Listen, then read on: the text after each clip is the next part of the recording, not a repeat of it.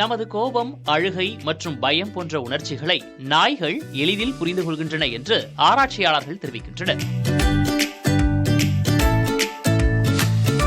மனிதர்களின் வெவ்வேறு எதிர்மறை முகபாவனைகளை நாய்கள் எவ்வாறு வேறுபடுத்தி அறிகின்றன என்பதை ஐசைன்ஸ் இதழில் வெளியான புதிய ஆய்வு ஒன்று தெளிவுபடுத்தியுள்ளது.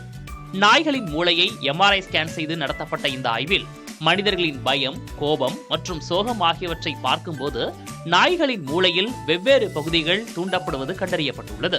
குறிப்பாக கோபம் மற்றும் சோகத்தை விட மனிதர்களின் பய உணர்வை நாய்கள் மிக விரைவாக கண்டறிகின்றன.